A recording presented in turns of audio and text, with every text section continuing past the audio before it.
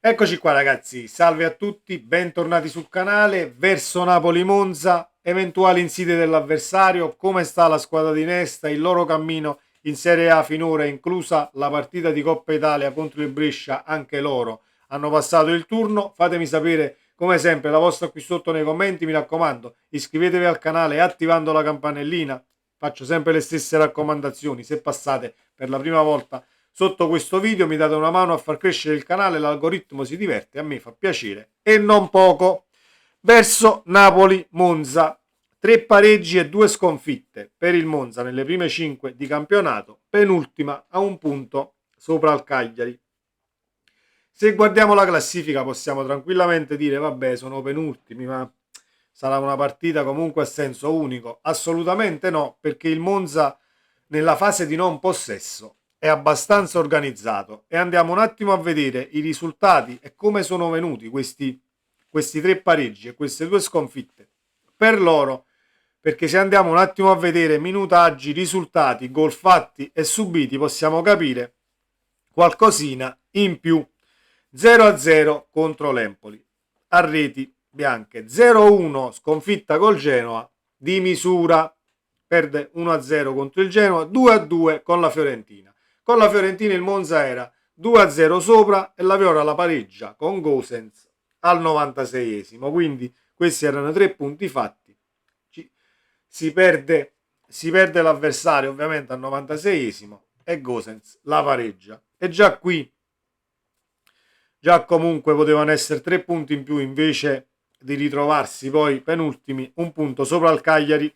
1-1 con l'Inter all'81esimo, se non vado errato, segna il Monza. All'88esimo la pareggia l'Inter. Fatto è che erano comunque uno sopra contro la squadra campione d'Italia l'anno scorso. Sconfitti per 2-1 contro il Bologna, che passa solamente all'80esimo. Fino all'80esimo la partita era in totale parità. Ovviamente perdi anche questa, non voglio dire in zona Cesarini, però comunque sul finale di gara. 4 gol fatti e 6 subiti. C'è un problema sicuramente per quanto riguarda il segnare qualche gol in più. Il segnare qualche gol in più arriva nella partita di Coppa Italia. 3-1 contro il Brescia, una buona partita ovviamente del Monza contro un avversario di una categoria inferiore sicuramente, però se vogliamo fare un attimo il punto della situazione e vedere come l'avversario arriva alla partita di domani, io mi sono rivisto non tutto il match ma gran parte, e ho potuto notare che il Monza gioca con praticamente con un esterno a tutta fascia, e invece dall'altra parte, molte volte a destra, dall'altra parte a sinistra, non si arriva sempre sul fondo per crossare, ma si mettono queste palle a tagliare molto precise in area di rigore per poi intervenire di testa. Si fa la stessa cosa anche sulla destra, ma si arriva molto più sul fondo lì con il cross ad uscire. Quindi attenzione su queste palle alte, perché il Monza ciò che fa è costruire comunque in maniera orizzontale tra le due fasce, da una parte e dall'altra, per poi cercare il guizzo che può portare a questa palla pericolosa in area, molte volte alta ma ben precisa e tagliata. Ecco perché mi sto soffermando un attimo sulle palle alte e sui colpi di testa. Detto questo, squadra che dialoga poco, almeno a quanto ho visto, a ridosso dell'area di rigore, con un 1-2 rasoterra per entrare poi in area con eventuali centrocampisti ed inserimenti. Quindi diciamo che dobbiamo fare attenzione molto più sugli esterni, che possono essere pericolosi, che per vie centrali. Almeno questo si evince dalle partite viste e da ciò che ho studiato con qualche hitmap e quant'altro. Detto questo, il Napoli si presenterà contro il Monza molto probabilmente con la formazione che abbiamo visto contro la Juve. Mi auguro di sì, con un McTominay titolare e con ovviamente la linea difensiva Di Lorenzo, Rachmani, buongiorno, contro la Juve partì Olivera, credo che parta Olivera perché Spinazzola ha giocato in Coppa Italia, quindi ci sarà questo avvicendamento, questo turnover, chiamiamolo come vogliamo. A centrocampo, cosa si farà a centrocampo? Due mediani o Lobot che Anghissà, cioè nel senso due play, scusate, o Lobot che Anghissà, ritornano i due di centrocampo con i tre dietro la punta che poi dovrebbero essere Politano, McTominay, Quara e Lukaku come prima punta. Solo lì ho qualche dubbio. Lobotka Gilmour o Lobotka Anghissà? Chi lo sa? Anche perché l'esperimento del doppio play contro il Palermo è stato sicuramente produttivo ed è molto intrigante come soluzione, perché Lobotka scala quasi sulla linea dei difensori a ricevere la prima palla, mentre Gilmour si mette sulla verticale e riceve il pallone dallo stesso lobo per poi dialogare con trequartisti e la punta in fase di verticalizzazione andando verso la porta avversaria. Quindi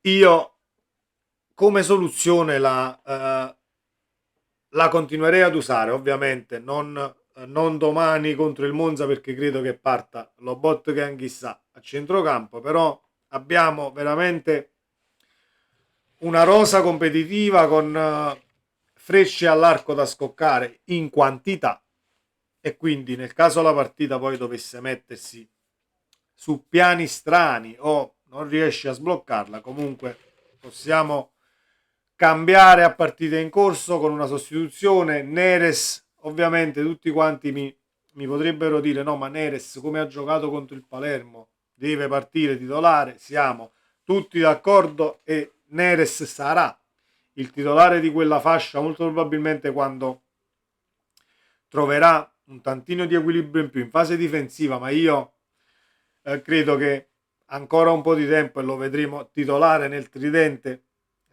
schierato da Conte, anche se togliere il posto a Politano per quanto riguarda l'equilibrio che ti può portare lo schierare comunque Matteo sulla destra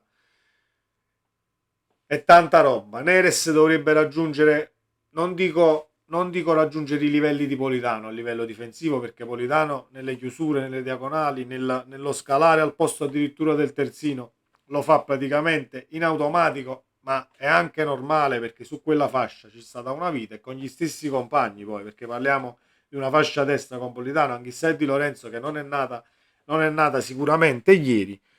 Però per quanto riguarda eh, l'essere spietati dal punto di vista offensivo, l'uno contro uno, squadra chiusa, diciamo uomo su uomo, Neres potrebbe fare la differenza per quanto riguarda il dribbling e per quanto riguarda il puntare la porta, perché il problema non se lo pone contro nessun avversario, al di là che si possa dire sì, ma lo stiamo gasando troppo, era il Palermo, comunque era una squadra di categoria inferiore, eccetera, eccetera, eccetera.